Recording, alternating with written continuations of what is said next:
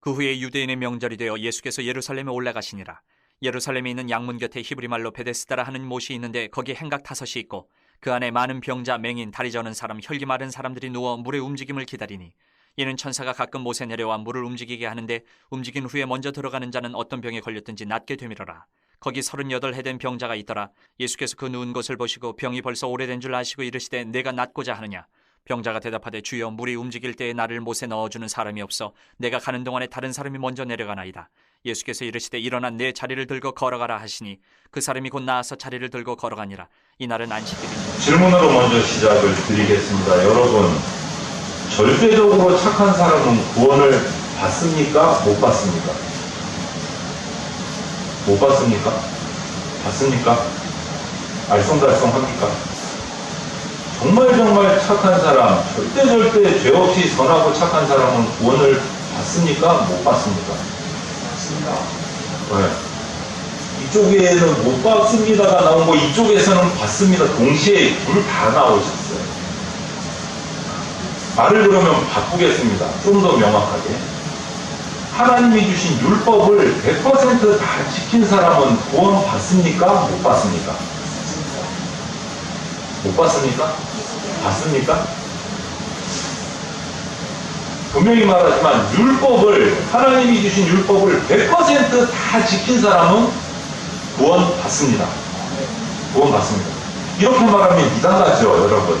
그런데 성경적이에요. 하나님이 주신 율법을 100%다 지킨 사람은 구원 받습니다. 그런데 중요한 것은 성경에도 말하고 있듯이 절대 착한 사람은 이 땅에 한 명도 없다는 것. 성경 말씀대로 하면 로마서 3장 10절 말씀처럼 의인은 없다니 하나도 없다. 의인이 아니면 율법을 100% 지킬 수 있는 사람은 단 한 명도 없다. 그래서 구원을 받을 수가 없다라고 결론이 납니다. 우리의 착함, 우리의 어떤 행동, 행위를 가지고 구원받을 수 있는 사람은 아무도 없습니다. 아무도 없습니다. 바로 그렇기 때문에 예수 그리스도께서 이 땅에 우리에게 오신 겁니다. 예수님이 오신 이유는 딱 그거예요. 우리의 행위와 우리의 선함을 가지고 구원받을 수 없기 때문에, 도무지 안 되기 때문에 예수님이 이 땅에 우리 가운데 오신 겁니다. 우리 힘으로, 우리 능력으로 될 수 있었다면 예수님이 이 땅에 괜히 사람 모습을 가지고 와서 고난당하고 힘들게 십자가 달리시고 죽으시고 이런 고난을 받으러 오신 이유가 없는 거예요. 우리 힘으로 구원받을 수 있어요. 그래서 우리는 이거를 뭐라고 말하느냐? 딱 한 단어로 은혜. 도무지 구원받을 수 없는 우리를 구원해 주시려고 예수님이 이 땅에 오신 것. 그거를 우리는 은혜합니다.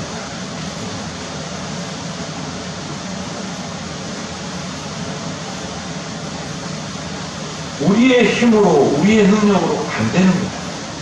오늘 본문 내용을 보면 예수님께서 유대인들의 명절에, 그것도 안식일에 베데스다라는 연못가에서 38년 된 병자를 고치신 사건이 기록되어 있는 본문입니다.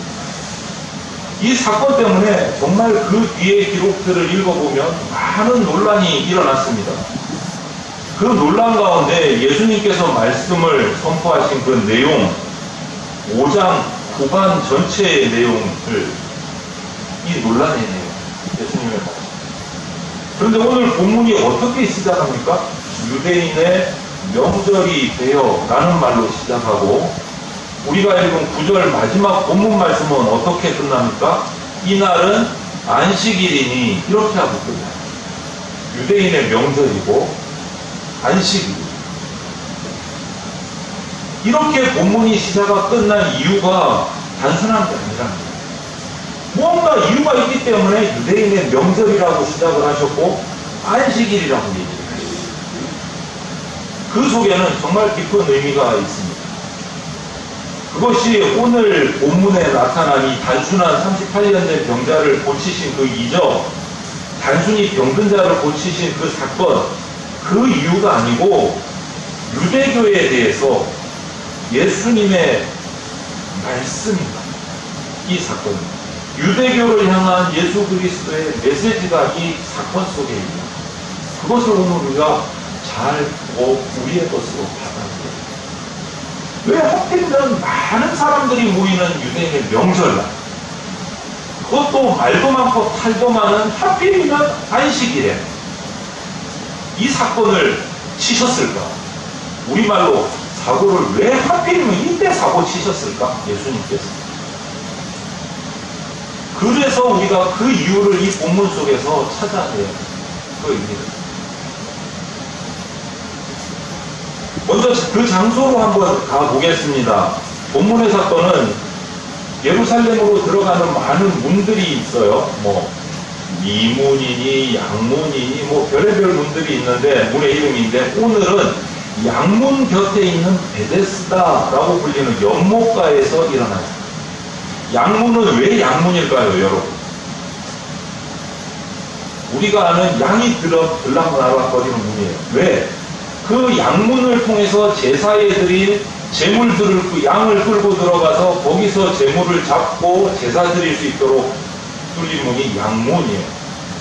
그 양문을 들어가면 베데스다 연못이 있는데, 이 연못, 베데스다라는 연못 이름의 뜻이 뭐냐면 은혜의 집이에요. 은혜의 집. 다시 말하면 이 사건이 일어난, 오늘 38년 된 병자를 고친 사건이 일어난 현장이 베데스다 연못, 은혜의 현장이야. 은혜의 집, 은혜의 현장이야. 내 죄를 대속하시기 위해서 나 대신 양이 죽는 자리, 제물 드려질 양들이 죽는 자리가 바로 베데스다 연못가예요. 대속의 자리고 은혜의 자리. 베데스다 연못가는 은혜의 자리. 그런데 오늘 보십시오, 여러분. 이 은혜의 자리에 어떤 사람들이 누워 있습니까? 많은 병자들이 누워 있는데 대표적으로 세 병자를 성경은 말씀하고 있어요. 은혜의 자리에 어떤 병자가 누워 있습니까? 3절을 보면 첫 번째 맹인이 있다고 했어요. 맹인, 눈이 안 보이시는 분이에요. 앞을 못 보는 분입니다. 아무리 귀중한 진리를 보여주어도 볼 수 없는 사람. 하나님께서 우리에게 많은 것을 보여주셔도 그것을 깨닫지 못하는 사람들, 우리는 영적 맹인이라고 말할 수 있습니다. 이 사람들의 특징이 뭐예요? 만져봐요. 코끼리 다리를 만진 맹인은 뭐라고 합니까? 코끼리가 어떻게 생겼다고요? 굵직한 기둥처럼 생겼더라, 코끼리는. 코끼리의 납작한 귀를 만진 맹인들은 코끼리를 어떻게 표현합니까? 납작하게 생겼더라. 코끼리의 구부러진 코를 만져본 맹인들은 코끼리를 뭐라고 말합니까? 구불구불한 굵직한 호수처럼 생겼더라. 이렇게 표현한단 말이에요. 맹인의 특징이 뭐냐? 자신의 방식대로 보고 판단하고 자신의 방법대로 결정하고 있어요. 영적 맹인도 똑같아요. 자신의 방법대로 말씀을 봐요. 자신의 방법대로 말씀을 해석해요. 자신의 취향대로 말씀을 필요한 것만 봐요. 둘째는 어떤 환자가 있습니까? 다리 저는 사람이 있었다. 다리 저는 사람. 무슨 얘기입니까? 올바로 걷지 못하는 분들. 교회에도 이런 절름발이 신앙인이 많이 있습니다. 어떤 분들은 말씀만 강조를 합니다. 말씀만 잘 알고 말씀 공부만 열심히 하면 돼. 기도는 안 해도 돼. 또 정반대인 분들이 있어요. 기도에서 능력을 받아야지. 말씀 좀 안 읽어도 돼. 말씀 몰라도 돼. 기도의 능력을, 기도의 불을 받아야 되지. 둘 다 절름발이 신앙이에요. 균형이 안 맞아요. 또 한 발은 교회 공동체에 디디고 한 발은 세상에 디디고 양쪽에 줄타기 하는 분도 계세요. 필요에 따라 자기 취향에 따라 교회 쪽으로 왔다가 세상 쪽으로 갔다가 오락가락 오락가락 하시는 분들이 있어요. 이분도 역시 절름발이 심합니다. 세 번째는 어떤 병자가 있다고 했습니까? 혈기 마른 자가 누워있다 이렇게 말했습니다. 혈기 마른 자가 어떤 사람일까요? 예수 그리스도를 믿는다고 해요. 예배도 열심히 드려요. 그런데 기쁨이 없어요. 예배 드릴 때마다 소망이 사라질 것 같아요. 예배 드릴 때마다 확신이 떨어져. 이러시다면 혈기마른 신앙이에요. 주일이면 교회에 와서 예배 드리기는 합니다. 예배에 간격이 없어요. 그냥 앉아있다. 십자가를 보아도 감동이 없어요. 아, 누가 만드는지 십자가 깔끔하게 잘 만들었다. 맹민이 달라요. 내게 다가오는, 아니, 저와 여러분들에게 이미 와 있는 하나님 아버지의 충만한 은혜를, 예수 그리스도의 십자가의 보혈의 은혜를 깨닫지 못하고 감격하지 못하면 이런 신앙인이 바로 영적인 혈기마른 병자가돼요. 지금 베데스다 연못가의 은혜의 현장에, 은혜의 자리에 누워있는 사람들이 바로 이런 사람들이에요. 맹인이고 다리 저는 사람이고 혈기마른 사람. 여러분, 이 사람들이 왜 베데스다 연못가에 누워있습니까? 이유가 뭐죠? 오늘 성경을 보면 천사가 언젠지는 모르지만 불시에 천사가 내려와서 이 베데스다 연못을 한번 휘저은 다음에 거기에 제일 먼저 1등으로 들어가는 사람은 어떤 병이 있든지 다 낫는다. 그것 때문에 대기하고 있는 거예요. 언제 올지 모르지만 천사가 와서 연못을 휘저은 다음에 내가 제일 먼저 들어가서 눈을 뜨고 싶고 뛰고 싶고 벌떡 일어나서 삶을 살고 싶고 그 소망을 가지고 지금 이 연못가에 와 있는 거예요. 그런데 여러분, 이 가장 많은 세력 환자들 가운데 불행하게도 연못에 천사가 와서 물을 흔들어 놓았을 때 가장 빨리 들어갈 수 있는 사람이 있을까요? 맹인이 빨리 갈 수 있을까요? 딱 3사람이 있을까요? 연못가에? 가득 찼을 겁니다. 어디로 가야 방향을 못 찾을 겁니다. 보여야 찾죠. 절름발이가 달려가겠습니까? 누워있는 것도 힘든 혈기 마른 사람이 일어나서 뛰어가서 연못으로 뛰어들겠어요. 들어갈 수 있는 사람이 없는 거예요. 여러분, 이 본문이 말하고자 하는 게 뭘까요? 그냥 38년 된 병자를 예수님이 고치는 기적이 일어났더라. 할렐루야. 이게 답니까? 여러분, 여기서 말씀하고자 하는 하나님의 음성을 우리가 들기를 바라요. 병자를 구원해주는, 병을 낫게 해주는 유일한 방법은 베데스다 연못이었어요. 그런데 거기에 결코 먼저 혼자서 들어갈 수 없다는 거예요. 여기서 예수님이 우리에게 주시는 의미가 뭐예요, 여러분? 이거예요. 우리를 구원으로 인도하는 길, 구원으로 인도하는 방법을 가르쳐주는 율법이 우리 손에 들어있는데 지킬 힘과 능력이 우리에게 있습니까? 없습니까? 없다라는 거예요. 방법은 알고 있는데 그 방법을 지킬 힘과 능력이 우리에게 없다는 거예요. 그걸 깨닫게 해주십니다.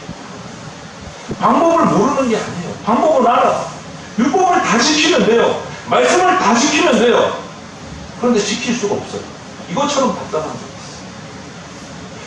있어요. 연못에 뛰어들어가면 돼요. 천사가 움직이고 나서 1등으로 뛰어들어가면 무슨 명이든지 나아요. 방법은 알고 있어요. 근데 할 수가 없어요. 그래도 혹시나 해서 그냥 옆에서 머뭇머뭇 거리고 있는 거예요. 혹시나 해서 말씀을 내가 어떻게 지킬 수가 있을까? 혹시나. 그래서 그냥 성경 들고 먼지만 털고 있는 거예요. 강경을 오는데 예배당에 나와서 앉아 있는 거예요. 그냥 혹시나 해서.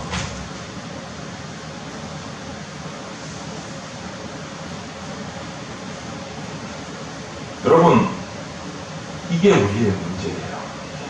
예수님이 보여주시는 의미가 바로 신앙생활을 처음 시작하면 열정이 솟아올라요. 헌신이 막 솟아올라요. 무언가 하려고 거의 예배당을 출퇴근하다시피 하시는 분들도 봤어요. 율법을 다 지킬 것 같아요. 내게 그런 능력이 주실 것 같아요. 착각이에요. 시간이, 신앙의 연륜이 더해가면 더해갈수록 우리가 깨닫는 것은 이겁니다. 아유, 내가 참 무능력하구나. 내가 참 많이 썩었구나. 신앙의 연륜이 더해갈수록 깨닫는 것은 그거밖에 없어요. 내가 능력이 더 죄인이 되어갑니다. 내 죄가 쌓여만 가는 거예요. 그걸 인정할 수밖에 없는 거예요. 그러고 나면 기댈 수 있는 건 딱 하나예요. 하나님, 제가 말씀을 듣긴 능력도 없고, 그런데 능력은커녕 죄는 더 쌓여가고, 하나님 그냥 저 불쌍히 여겨주십시오. 은혜를 갚으십시오. 하나님의 은혜만 기다릴 수밖에 없는 게 바로 우리가 똑같아요. 은혜 아니면 우리가 살 수 있는 방법이 없는 거예요. 은혜 아니면. 그런데 많은 우리 그리스도인들이 이 사실을 깨닫지 못한 분들이 생각 밖으로 많다는 거예요. 생각 밖으로 많다. 내가 말씀을 다 지킬 것 같이 열정적으로 살아가시죠. 여러분, 그리스도인이라 하면, 진짜 그리스도인이라 하면 베데스다 연못에 가는 것을 포기한 사람이 진짜 그리스도인. 무슨 말씀이신지 이해가 되십니까? 베데스다 연못가에 가는 것을 그냥 포기하는 게 진짜 그리스도인. 왜 포기했습니까? 내 혼자 힘으로 갈 수 없다는 것을 깨달았으니까 포기하는 거예요. 내려놓는 거예요. 내게 그런 능력이 없다는 사실을 인정하는 거예요. 내 힘으로, 내 능력으로 하나님 앞에 나갈 수 없다, 하나님께 구원받을 수 없다는 것을 인정하는 거예요. 그리고 이것을 인정하고 내려놓는 순간 하나님의 은혜가 시작돼요. 이게 은혜의 시작이에요. 우리가 아무것도 할 수 없습니다, 주님. 내가 내 힘으로, 내 능력으로, 내 가진 무엇으로도 하나님 앞에 나갈 수 없습니다. 이것을 깨닫고 인정하는 순간 하나님의 은혜가 시작됩니다. 우리는 그냥 깨진 항아리예요. 물 줄줄줄 새는 항아리. 환자예요. 무능력한 사람이에요. 어떻게 혼자서 연못에 들어갈 수 있겠어요? 그런데 지금 그런 환자들, 소망 없는 환자, 혹시나를 바라고 역시나 이러고 있는 환자 옆에 누가 오셨습니까, 오늘? 예수님께서 찾아오셨어요. 예수님께서. 물이 움직일 때 그곳에 들어가야만 하는데 스스로 움직일 수 없는 환자들에게 예수님이 찾아오셨어요. 이것을 뭐라고요? 은혜. 말을 바꾸면 복음이라고 합니다. 예수님이 찾아오신 게 복음입니다. 예수님은 그곳에서 38년 된 환자에게 다가가서 물으십니다. 6절에 뭐라고 물으십니까? 내가 낫고자 하느냐? 이렇게 합니다. 내가 낫고자 하느냐? 이 질문 너무 단순한데 너무 위대한 질문이에요. 여러분, 잘 새겨서 기억하십시오. 내가 낫고자 하느냐? 예수님이 38년 된 이 사람 병자의 문제를 보고 던지신 질문입니다. 여러분이 그 환자라면 여러분에게 예수님이 와서 내가 낫고자 하느냐 이렇게 질문을 던지면 여러분의 대답은 어떻게 하시겠습니까? 뭐라고 대답하시겠습니까? 낫고자 하느냐 물으시면. 그렇죠? 아멘, 낫고 싶습니다. 걷고 싶습니다. 이렇게 하겠죠. 그런데 오늘 이 38년대 환자는 예수님의 이런 질문에 사오정 같은 대답을 해요. 7절 말씀을 한번 보십시오. 주여, 물이 움직일 때에 나를 못에 넣어주는 사람이 없어 내가 가는 동안에 다른 사람이 먼저 내려갑니다. 이게 이 환자의 대답이었어요. 나를 데려다가 넣어주는 사람이 없어서 다른 사람이 먼저 내려갑니다. 이게 이 환자의 답이에요. 지금 38년 전 환자에게 예수님이 물었습니다. 뭐라고요? 내가 낫고자 하느냐? 여러분, 이 질문을 한번 생각해 보세요. 예수님께서 당연한 질문을 한다고 생각하세요, 여러분? 그러면 질문을 바꿔서 다시 한번 생각해 볼게요. 여러분 대답을 한번 해보시죠. 개인. 여러분 신앙생활에 성령님의 은혜를 받고 싶습니까? 우리 안에 굳어지고 메마른 영혼이 말씀으로 회복돼서 말랑말랑해지고 싶으십니까? 네. 뭐라고 대답하시겠어요? 예수님이 오셔서 이렇게 말씀하시면 뭐라고 대답하시겠어요? 이 환자처럼 아니요, 나를 깨우쳐주는 사람이 없어서, 아니요, 나를 교회에다가 데려다주는 사람이 없어서, 나한테 말씀을 좀 읽어주는 사람이 없어서, 이렇게 핑계만 대시겠습니까? 혹시 지금 그렇게 핑계대고 계시지는 않습니다. 가슴에 손을 얹고 하나님의 내가 낫고자 하느냐 이 질문 앞에 정말 진솔하게 대답해 주십시오. 어떤 대답이 나오십니까? 핑계입니까? 아니면 낫게 해달라고 외치고 부르짖고 계십니까?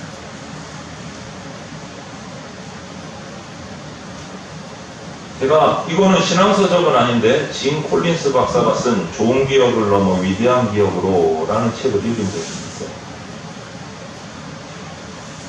이 박사님이 쓴 책 1장 첫 챕터 제목이 이거예요. 좋은 것은 위대한 것의 적이다. 이렇게 적었어요. 좋은 것은 위대한 것의 적이다. 좀 이상하죠, 여러분? 그건 맞는 것 같아. 왜 이상한데? 왜 그러죠? 그러면서 이 책을 글을 적어나가요. 콜린스 박사님은 많은 기업들이 좋은 기업이 됐는데 거기에 머물러서 위대한 기업으로 발전하고 도약하고 점프할 생각을 하려고 하지 않는다라고 시작해요. 그냥 좋은 기업으로만 그냥 이대로 가자. 저는 이 책을 쭉 읽으면서 이런 생각을 했어요. 그 기업이라는 단어에 목회자다 보니까 교회라는 단어를 넣기 시작했어요. 교회. 많은 그리스도인이라는 단어를 넣기 시작했어요. 많은 그리스도인들과 많은 교회들이 좋은 교회, 좋은 그리스도인으로 살기를 원하면서 위대한 그리스도인, 위대한 교회로 살아가는 것은 원하지 않고 있다. 아니, 심하게는 포기하고 있다. 그렇게 되고 싶어 하지 않는다. 좋은 교회가 되기를 원하는데 위대한 교회가 되는 것은 싫어. 좋은 부서, 좋은 팀, 좋은 그룹, 좋은 구역, 좋은 사람 되고는 싶어 하는데 위대한 부서, 위대한 팀, 위대한 사람, 위대한 그룹은 별로. 이 말이 딱 맞는 것 같아요. 오늘날 우리 교회들은. 우리 대정장로교회는 어떨까요? 좋은 교회를 꿈꾸며 만족하십니까? 위대한 교회를 향해서 달려나갈 생각을 하고 계십니까? 꿈을 꾸고 계십니까? 물론 좋은 곳에서 위대한 곳으로 뛰어가는 것이 쉽지는 않을 거예요. 엄청난 변화가 필요하고 엄청난 훈련이 필요하고 역경을 거쳐야 위대한 교회가 될 수 있어요. 그런다 할지라도 우리가 위대함을 추구할 수 있다면 우리는 그것을 이겨내고 나가야 해요.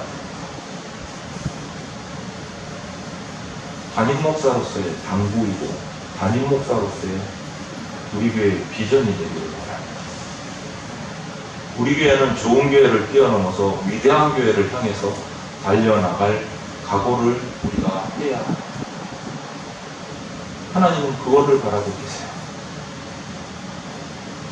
너희들끼리 속닥속닥 알콩달콩 재밌는 교회 말고 하나님의 복음을 들고 위대한 교회로 달려나가기를 원하고 있어요. 제가 지나온 교회 중에 한 교회는 실명을 범행하지 않겠습니다.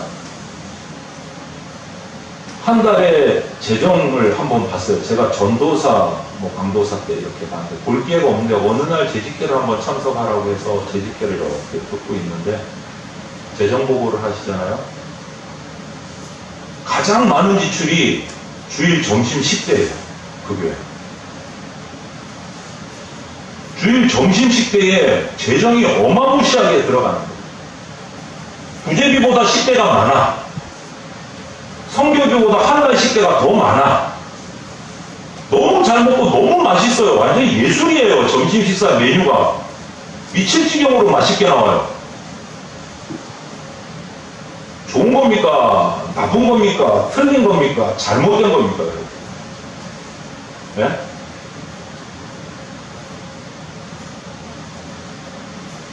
좋은 교회예요.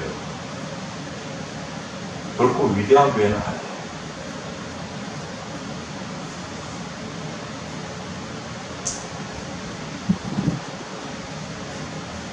이런 사람에게 오늘 예수님께서 말씀을 하시는 거예요. 일어나 내 자리를 들고 사오정 같은 대답을 하는 그 환자에게 8절에 일어나서 너 누워있던 자리 싸가지고 들고 걸어가라. 충격적인 발언이에요. 충격적인. 왜 충격적인 발언이냐? 그 첫 번째 이유는 지금 38년 된 이 환자가 할 수 없는 일이에요. 38년 동안 일어나 본 적이 없어요. 일어날 힘이 없으니까. 혈기 말라서 다리에 힘이 없으니까 걸어본 적이 없는 사람에게 갑자기 너 누웠던 자리 말아가지고 들고 걸어가냐. 이 충격이에요. 말도 안 되는 소리. 연못으로 데려가셔서 연못에 담그지도 않으셨어요. 아직 천사가 내려오지도 않았습니다. 그런 상황에서 그 소망도 없고 아무 희망도 없는 환자에게 일어나서 걸어가라. 네 입을 네가 들고 걸어가라. 그런데 그 말씀을 이 시간 오늘 저와 여러분들에게도 하고 계십니다. 수십 년 동안 신앙생활 해왔다고 해도 자리를 들고 일어나라. 걸어가라. 굳은 땅을 갈아엎어라. 저와 여러분들한테 하시는 말씀입니다. 10년이 되었든 30년이 되었든 38년이 되었든 380년이 되었든 예수님이 보실 때는 환자인 거예요. 일어나서 걸어가라고 말씀하십니다. 걸어본 적이 없어요. 하나님 앞에 뛰어본 적이 없어요. 그런데 일어나서 걸어가라고.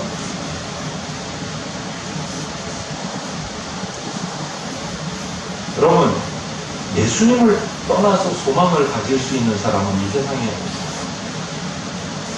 반대로 예수님 안에서는 이 세상에 그 누구도 소망을 가질 수 있습니다. 38년 동안 단 한 번 일어나보지 못한 그 환자에게도 소망이 생깁니다. 누구 안에 있으면 예수 그리스도 안에 있습니다. 그 예수 그리스도께서 일어나서 걸으라고 명령하십니다. 또 한 가지 충격적인 이유는 일어나서 걸으라는 이 말은 유대인들에게, 그 옆에서 예수님이 무슨 일을 하나 한번 보자 꼬투리를 잡으려고 이러고 있는 유대인들에게 엄청 충격적인 말씀입니다. 일어나서 걸으라. 왜? 그 환자가 일어나서 자기 이불을 들고 걸어가는 행위는 안식일의 율법 조항을 범하는 범죄 행위다. 안식일에는 몇 걸음 이상 걷지 못하게 율법 조항을 만들어놨어요. 유대교는. 집 밖으로 얼마 이상 나가면 안 되고, 뭐 하면 안 되고, 뭐 하면 안 되고, 안식일은 안식일이니까 무조건 꼼짝 않고 집 안에 있어야 돼. 그런데 이불을 들고 걸어가라? 안식일을 범하는 범죄 행위가 됩니다. 유대인들에게 있어서 이 병자가 뭐 기적이 일어나서 걷든지 뛰든지 낫든지 이거는 중요한 게 하나도 아닌 거예요. 유대인들한테는. 그들이 보는 건 딱 하나야. 율법을 지키나 안 지키나, 어기나 지키나 보자 한번. 쌍심지를 켜고 보는 거예요. 율법 조항을 지키는지 안 지키는지.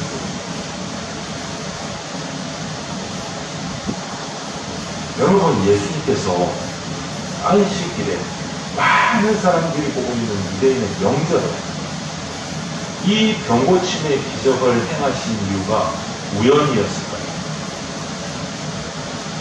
어떨까요? 그 속에 메시지가 있습니다. 우연이 아닙니다. 예수님께서 그들에게 하고 싶은 말씀이 있으십니다.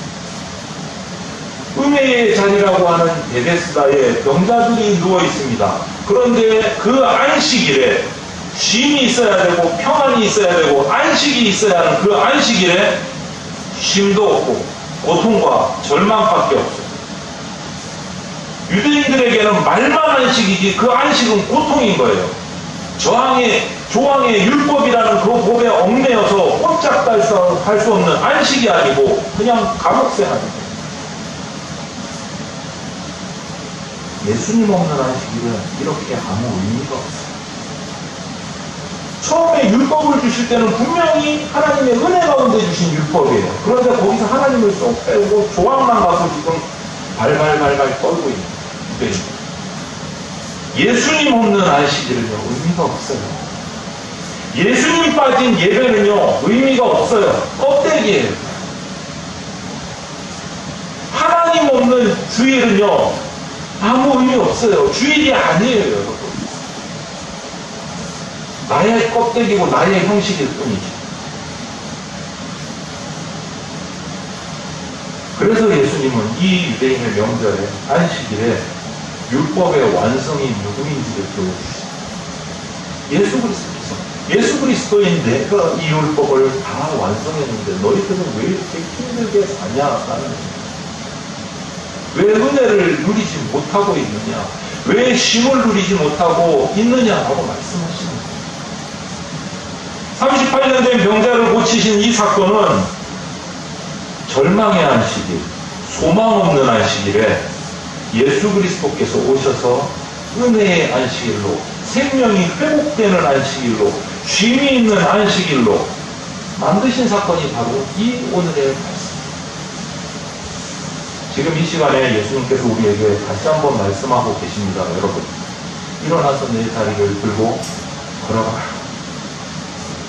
지금 이 시간, 이 예배 자리가 우리 주인 되시고 창조주 되신 예수님의 그 명령에 순종해서 담대하게 굳어버린 자리에서 일어나서 걸어가는 은혜의 현장이 되기를, 은혜의 주인공들이 되시기를 주님의 이름으로 축원을 드립니다. 함께 기도드리겠습니다. 사랑이 많으신 하나님, 우리가 무엇이 간데 이 죄인에게 찾아오셔서 은혜를 베풀어 주셨습니까? 그 은혜를 받았음에도 불구하고 깨닫지 못하고 여전히 엉뚱한 이야기를 하고 엉뚱한 곳을 바라보고 있는 우리의 삶을 불쌍히 여겨 주시옵소서. 예, 주님의 음성에 귀 기울이게 하여 주시옵소서. 이제 일어나 내 자리를 들고 걸어가는 말씀에 반응하는 영혼이 되게 하여 주시옵소서. 순종하는 우리들이 되게 하여 주시옵소서. 은혜의 자리가, 은혜의 예배가 되게 하여 주시옵소서. 쉼이 있는 주일이 되며 안식이 있는 주일이 되며 주님의 은혜가 넘치는 주일의 예배가 되게 하여 주시옵소서. 감사를 드리며 예수 그리스도 이름으로 기도합나이다. 아멘. 교회 소식을 전해드리겠습니다. 예배 10분 전까지는 도착하셔서 은혜를 사모하면서 예배로 나오시면 좋겠습니다. 10월 공동체 기도 제목이 주보 내면에 올려져 있습니다. 함께 같은 말, 같은 뜻, 같은 마음으로 기도하면서 하나님의 선한 응답 받기를 소망합니다. 새벽 예배 말씀은 매일 성경 국강 본문을 따라서 나누고 있습니다. 매일 같은 말씀으로 함께 은혜를 받으면서 말씀의 공동체성을 이루어가기를 바랍니다. 새로운 모습으로 지난주에 완공된 꾸며진 목양실을 이제 부담없이 방문해 주시기를 바랍니다. 제가 또 이사를 와서 평일에는 계속 목양실에서 사역을 합니다. 언제든지 오셔서 저한테 커피 한 잔 요구하시면 그냥 드리겠습니다. 커피 말고 차도 있습니다. 네, 항상 오시면 너무 이른 아침, 너무 늦은 밤만 아니면 됩니다. 오셔서 함께 나누고 또 성도들 간의 교제 공간으로 사용되기를 바랍니다. 그리고 지난 월요일 10월 4일에 있었던 위임 감사 예배에 참석해 주시고 준비부터 당일 행사 진행까지 수고해 주신 모든 성도들께 감사를 드립니다. 앞으로 하나님께서 기뻐하시는 교회로 더욱 성장해 가기를 기도하며 나아가는 교회가 되시기를 바랍니다. 행사 당일에 우리 성도들이 너무 수고하셨는데 따로 손님들이 많이 오셔서 서로 나눌 기회가 없고 식사도 다시 좀 불가능해서 떡을 작게 준비를 했습니다. 나가실 때 받아가시면 되고, 그리고 신상 장례를 지시고 오늘 예배 참석하셨는데 또 이렇게 오늘은 이렇게 잔치를 할 것 같습니다. 감사로 또 준비하신 떡이 있다고 하는데 같이 위로하시고 이렇게 손잡아 주시고 기도해 주시면 감사하겠습니다. 그리고 중요해서 붉은 글씨로 6번에 광고를 올렸습니다. 복양실이 이제 준비가 되었기 때문에 오는 주일부터는 예배위원들은 기도위원, 안내위원, 헌금위원 이 세 위원들은 주보를 보시고 다음 주일이 내 순서구나라는 것을 반드시 확인하시고 주중에 기도하시고 준비하시고 주일 오전 10시 30분까지 예배 30분 전까지 복양실로 모여서 저와 함께 예배를 점검하고 기도하고 그렇게 예배 전에 나와서 예배를 섬기는 예배위원으로 활동을 할 수 있도록 하겠습니다. 그래서 제가 뭐 정확히는 모르겠는데 이래저래 들리는 직관적으로 들리는 말씀들을 들으니까 부끄러워서 못 나오시는 분도 계시고 뭐 기타 등등 여러 가지 이유들이 있으시더라고요. 그런데 하나님 앞에 헌신하시는 거예요. 사람들을 보지 마시고 하나님 앞에 내가 순서대로 부름을 받았고 예배를 진행하는 위원회 일부분을 맡았다는 그 책임감을 가지고 섬기는 마음으로 시간에 맞춰서 10시 30분까지 목양실로 모여주시기를 바랍니다. 그래서 오늘만 불러드립니다. 오는 주일 예배위원은 기도는 임종환 장로님, 헌금위원은 이명자 권사님, 정명준 권사님, 안내위원은 김순덕 권사님, 이용래 집사님이십니다.